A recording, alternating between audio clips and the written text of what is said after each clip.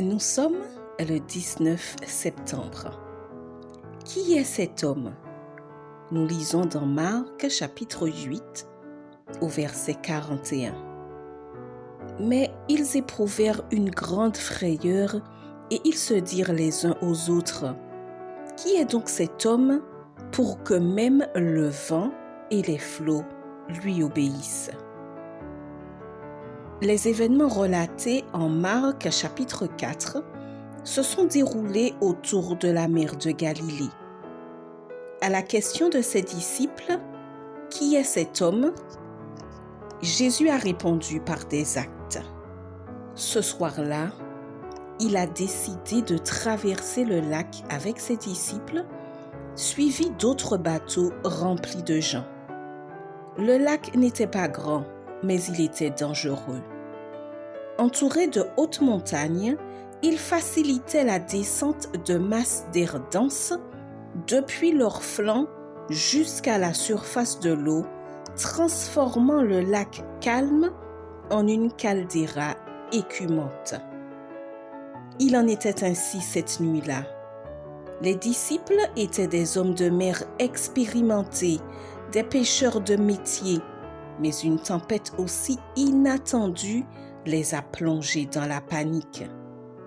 Peu importe le nombre d'années passées dans l'Évangile, ou si on est une experte dans l'analyse du comportement humain, si on est confronté à des crises inattendues et soudaines, la réponse sera aussi désespérée que celle des disciples.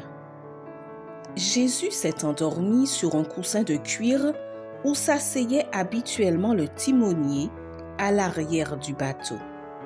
Les hommes tentaient de maintenir l'embarcation à flot au milieu des vents violents et des vagues déchaînées qui, en se brisant, menaçaient de précipiter l'équipage au fond des eaux. Tout le monde était terrifié. Il semblait qu'à tout moment, ils allaient perdre tout contrôle et mourir. L'assurance absolue du maître, au point de pouvoir dormir au milieu d'un vent aussi désespérant, a déconcerté les disciples. Démunis, ils lui ont crié: « Maître, tu ne te soucies pas de ce que nous périssons ? » Lorsque les tempêtes de la vie menacent de te détruire, tu te demandes si Dieu se soucie de toi. Parfois, nous avons l'impression qu'il est absent. Mais, même s'il y paraît, Jésus est toujours à la barque de ta vie. Calmement, Jésus s'est levé et a réprimandé la tempête comme s'il s'était agi d'un monstre en colère au lieu d'une tempête. « Silence, tais-toi !» Immédiatement, les eaux se sont apaisées et sont redevenues un lac placide. Le cauchemar était terminé et intrigué, on s'est demandé avec une peur soudaine qui était cet homme. Peut-être se sont-ils souvenus du Dieu de l'Ancien Testament qui avait menacé la mer et l'avait séparée en deux. Il marchait avec le Dieu des vagues et des tempêtes. Il marchait avec Yahweh et ne le savait pas. En ceci, nous sommes aussi impuissants que les disciples au milieu de la mer en furie.